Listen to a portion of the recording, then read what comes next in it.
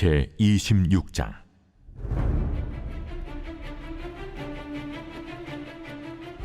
열한째 해 어느 달 초하루에 여호와의 말씀이 내게 임하여 이르시되, 인자야, 두로가 예루살렘에 관하여 이르기를, 아하, 만민의 문이 깨져서 내게로 돌아왔도다.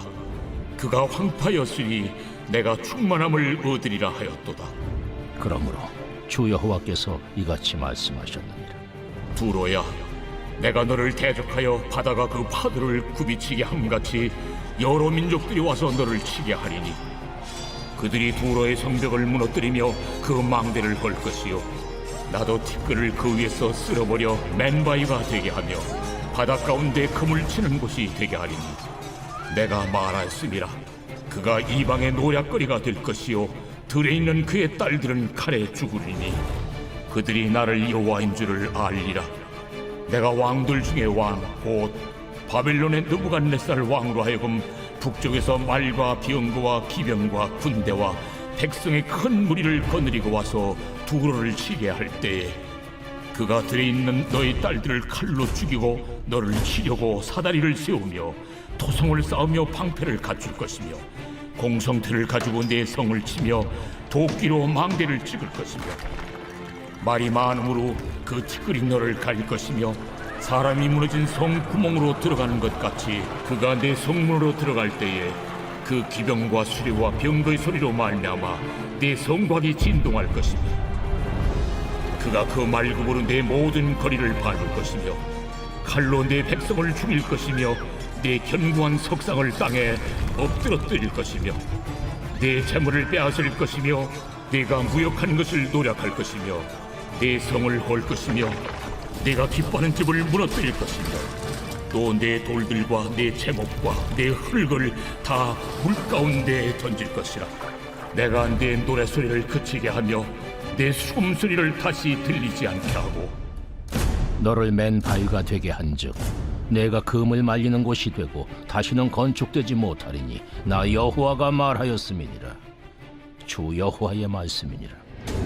주 여호와께서 이같이 두로에 대하여 말씀하시되, 내가 엎드러지는 소리에 모든 섬이 진동하지 아니하겠느냐.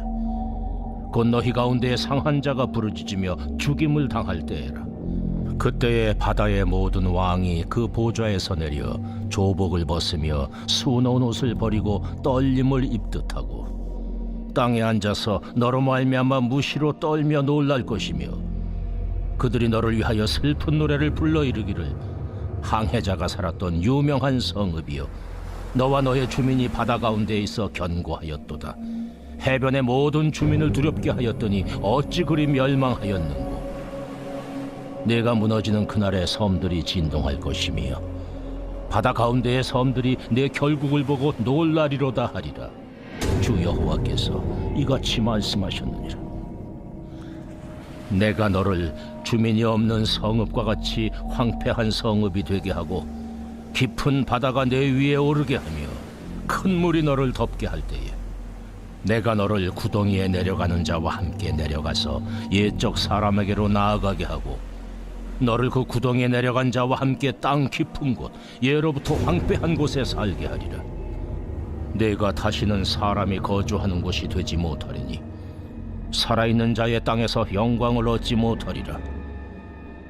내가 너를 패망하게 하여 다시 있지 못하게 하리니 사람이 비록 너를 찾으나 다시는 영원히 만나지 못하리라. 주 여호와의 말씀이니라.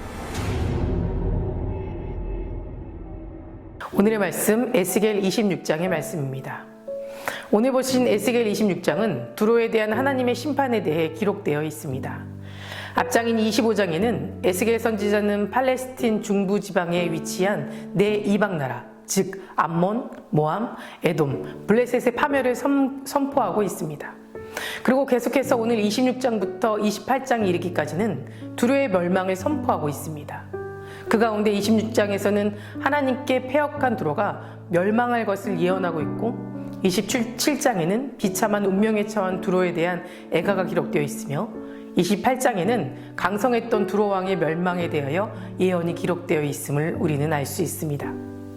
사실 두로는 팔레스틴 북부 지중해 연안에 접해 있으면서 무역이 성황했던 상업도시로서 당시 지중해 해상권을 장악했던 초강대국이었습니다. 이처럼 초강대국이었던 절대 멸망하지 않을 것 같았던 두로가 오늘 말씀부터 3장에 걸쳐서 두로의 파멸에 대하여 아주 길고 장황하게 언급된 이유가 무엇일까요? 하나님께서 이를 통해서 우리에게 무엇을 말씀하고 계시는 걸까요? 바로 아무리 초강대국이라고 하여도 하나님 앞에서 범죄할 때는 예외 없이 심판받을 수밖에 없음을 교훈하고 있습니다. 먼저 두로의 멸망의 이유를 보면 그것은 두로가 유다의 멸망을 이용하여 자기 국가가 발전하는 기틀로 삼았다는 것이 두로가 하나님께 심판받고 멸망당한 이유라고 할 수 있습니다. 실제로 두로는 이스라엘의 유대 왕국과 무역 시장에서 라이벌이었습니다. 그런데 유다 왕국이 패망하자 두로는 이를 보고 심히 기뻐하고 유다 왕국의 무역 상대국을 모두 자신의 무역 상대국으로 삼아버렸습니다. 뿐만 아니라 하나님의 마음은 자기만을 바라보는 이기적인 마음이 아니라 항상 영혼에게 이웃을 향해 그 마음을 두는 것에 있는데 두로는 고통당하는 이웃을 위로하고 돕는 대신 이것을 자기 자신의 이익을 위해 기회로 이용하고 또 좋아했고 탐욕과 몰 인정의 죄를 지어버렸습니다. 하나님께는 아무것도 하지 않는 무관심도 큰 죄인데 이웃들의 고통을 보고 심히 기뻐하고 이를 이용했으니 하나님께서는 이를 어떻게 생각하셨겠습니까? 타인의 불행을 자기의 유익으로 생각하는 자들을 하나님은 결코 용납하지 않으십니다.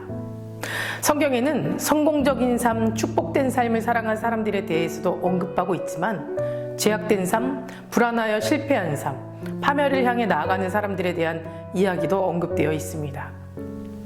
그 이유는 성공적인 삶을 살아간 사람들을 바라보고 잘 배울 뿐만 아니라 다른 사람들의 불행과 비극을 보면서 우리 삶 가운데 버려야 할 것들, 멀리해야 할 것들, 또 돌이켜야 할 것들이 없는지 항상 경계하고 교훈으로 삼으라는 겁니다.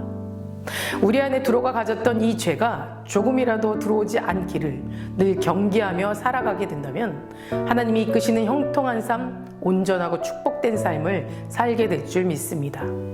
그리고 그들의 죄는 스스로를 흠없이 아름답다고 하는 오만의 죄도 있습니다. 27장 3절 말씀을 보면 스스로를 온전히 아름답다라고 표현하고 있습니다. 이 마음은 곧 하나님과 같아지려는 마음, 스스로를 교만해져서 자신을 신이라고 말하는 겁니다. 그들이 누리는 것들은 모두 하나님께서 주신 선물인데 그것을 알지 못하는 것입니다. 교만하여 자기 자신의 공로로 얻는 것임을 착각하고 있었고 더 나아가 마치 자기가 하나님이 된 것처럼 판단하고 생각하는 것입니다. 하나님은 이러한 죄를 가장 싫어하십니다. 그렇다면 두로의 임할 심판은 과연 어떤 것일까요? 두로는 하나님의 심판의 도구로 사용하기 위해 세운 바벨론 왕 느부갓네살 군대에 의해 철저하게 파괴될 것이라고 예언하고 있습니다. 실제로 이 말씀은 주전 573년에 바벨론에 의해 성취되었습니다. 하나님께서 한 번 말씀하시면 반드시 성취된다는 것을 믿어야 합니다. 우리는 이러한 하나님의 말씀을 통해서 얻을 수 있는 교훈 3가지가 있습니다. 그 첫 번째는 악인은 잠깐 번영할 수 있을지 모르나 결단코 영원히 설 수 없다라는 겁니다. 공의로 이 세상을 통치하시는 하나님께서는 악인을 반드시 심판하실 것이기 때문입니다. 따라서 성도는 악인의 형통함을 부러워하거나 그로 인해 조급해할 필요가 없다라는 것입니다. 두 번째는 이웃의 고통을 이용하여 자기 이익을 기회로 삼는 자는 하나님 앞에서 반드시 심판받게 된다는 겁니다. 하나님은 연약하고 가난한 자, 소외된 자의 편에 서 일하기를 기뻐하시고 그들의 이웃이 되기를 원하시고 또 하나님의 자녀인 성도도 마땅히 고난받는 자를 도와야 한다는 것입니다. 마지막 3번째는 하나님과 무관하게 얻는 재물과 부귀영화야말로 아침 한개와 다를 바 없다라는 겁니다. 따라서 성도는 모든 일을 하나님 뜻 안에서 행하되 재물을 모으거나 쓰는 데 있어서도 하나님의 영광을 드러내는 것을 제일의 목표로 삼아야 한다는 겁니다. 사랑하는 성도 여러분, 오늘 두로가 당한 결말을 통해 알 수 있듯이 세상적이고 물질적 가치를 가진 사람들을 또 탐욕에 매여 사는 사람들은 결국 자신들이 추구하는 것으로 인해 더 비참하고 허무한 결말을 맺게 됩니다. 우리는 두로가 걸었던 허무한 길을 쫓으며 살아가지 말고 바른 길, 의의 길을 향해 나아가시기를 간절히 소망합니다. 다 같이 기도하시겠습니다. 오늘은 수요일입니다. 수요일의 공동기도 제목은 교회를 위해 함께 기도하겠습니다. 교회의 부흥과 회복을 위해 기도해 주시고 이 땅에 교회가 복음으로 돌아갈 수 있도록 기도해 주시기 바랍니다. 사랑과 은혜가 충만하신 하나님, 오늘도 주님 앞에 나옵니다. 우리의 기도를 들으시고 가장 좋은 곳으로 응답하여 주시옵소서. 세상을 살면서 이기적인 삶으로 살아가지 않게 하시고 내 이웃을 위해 함께 울고 웃는 귀한 위로자로 살아가게 하여 주시옵소서. 나의 삶을 통해 하나님의 향기가 세상으로 펴져나갈 수 있도록 하나님의 도구로 살아갈 수 있도록 인도하여 주시옵소서. 특별히 이 땅의 모든 교회가 다시 주님의 복음 앞에 엎드려 기도하길 원합니다. 코로나로 인해 하나님을 예배하는 것이 게을러지고 편해져 버린 세상 가운데 있습니다. 하나님 간절히 원하오니 주님을 예배하는 교회를 회복시켜 주시고 예배를 사모하고 지켜나갈 수 있도록 도와주시옵소서.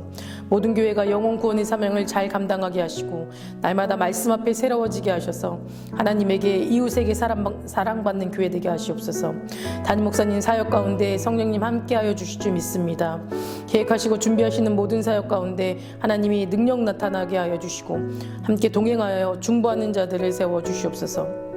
다음 세대 아이들을 믿음 잃지 않고 하나님 앞에 소망을 꿈꾸며 살아갈 수 있도록 그들을 축복하여 주시옵소서.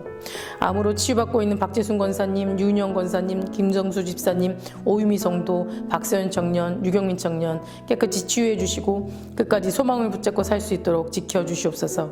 투석 중인 성도님들, 사고로 입원 중인 성도님들 힘을 더하여 주시고 우울증, 공황장애, 불면증 겪고 있는 성도님들에게는 담대한 마음을 허락하여 주시옵소서. 새벽마다 1,000번째 드리며 간구하는 기도 제목에 응답하여 주시기를 간절히 소망하며 예수 그리스도 이름으로 기도드립니다. 아멘.